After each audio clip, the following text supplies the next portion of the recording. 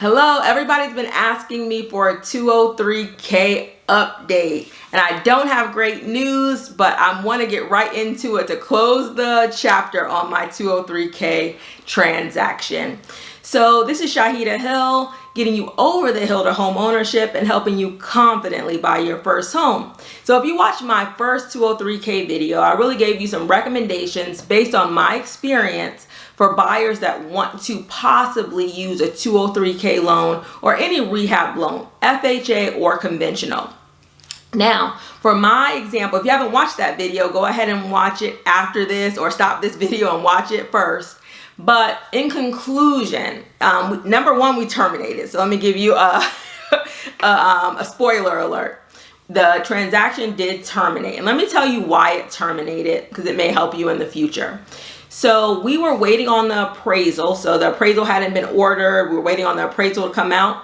The property did appraise for the purchase price with the repairs. And when the appraiser gives their appraisal report, it includes what they feel like needs to be repaired, and then they attach what the contractor has given us as to the scope of work, all of the things that they're going to do for the 203K rehab process. Now, the underwriter gets all of this information, and we're already behind. We extended the closing multiple times. So the underwriter gets this information, and the underwriter points out that one of the things that the appraiser mentioned that there was a broken glass in the garage. So the garage had like windows, not operating windows, but just panes of glass in the garage, and one of those glass panes were broken, and the underwriter wanted the appraiser to, because the broken glass wasn't on the scope of work that the contractor agreed to fix. And to me, it was very minor. We probably can get the contractor to add it on to it. But then again, the appraiser had to say that it was something that needed to be fixed in this scope of work. So the underwriter wanted to hear it directly from the appraiser. Now, during this time, the appraiser's father died. So there were a lot of different components in this. So the appraiser's father died, and the appraiser that had initially done the appraisal could not be in contact with the underwriter to give the underwriter the information. So that was delayed, and we were looking for somebody else in the appraisal company to possibly do it, or if this gentleman had to do it himself. So that was kind of up in the air. And another delay, so the underwriter got into a car accident. So it was like a lot of things that were happening at once.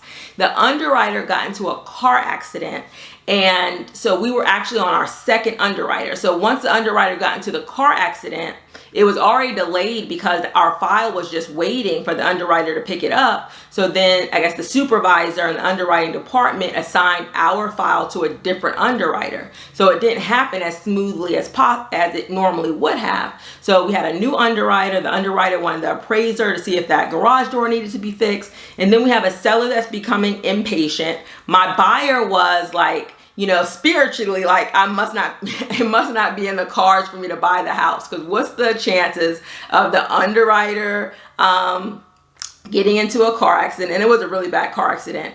And what's the chances of, the appraiser that's on your file on the same file's father dying kind of unexpectedly and had to go out of, off the job for a few weeks and that sort of thing. So my buyer said that's it.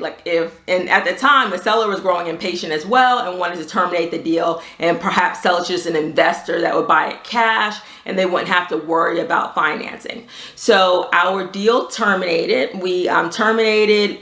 The buyer got their earnest money back, and that was really the conclusion. So my advice is the same when doing a 203K loan that I did in that original video, is to really make sure everybody, the agent, the lender, the contractor, has done several of these 203K loans in the past, and know exactly what they're doing, how to do it, how to execute it, how to fill out the necessary paperwork, everything. And make sure you get a good home inspector to see if that 203K loan is worth it in the first place. Because I haven't heard yet of anyone who said that their 203K process went smoothly. I have heard people say that it was worth it after, you know, they went through everything, but nobody that I've come in contact with who have contacted me after my video, who have put in the comments, I haven't had anybody whose process went smoothly. So I think the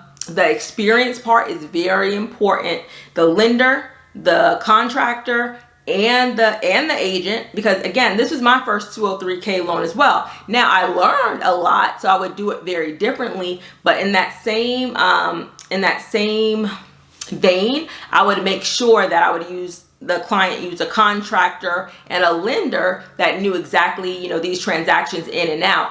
And sometimes that combination might be a little bit difficult to do, because at one time I was like, oh yeah, this would be great for some of my clients that don't qualify for as much as like the average home in Metro Atlanta. They can take advantage of this, but until I have those components laid out, I probably wouldn't do a 203K or represent someone with a 203K loan. And I don't have that, where I then put a lot of energy in it after that. So that's my advice. That's the conclusion of this story. I think they're a great opportunity, but again, it's going to be a missed opportunity unless you have all of those components in place. So that's where I would put the majority of my energy if you were really interested in this program, is finding the lender, the contractor, and the agent that does these often, these 203K loans, because again, it's a huge, excellent opportunity to get a property, to rehab it, even turn it into, after you live in there for a year, to turn it into an investment property and, you know, make some money off the deal. But that's my conclusion. Sorry for the delay. I had to kind of get over all the drama and bring it to you, but it was a lot going on, definitely, for that transaction. Again, if you haven't watched my first video, go ahead and watch that, and that'll put these two videos together. Thank you so much for watching. Please like and subscribe to my channel for new videos every week.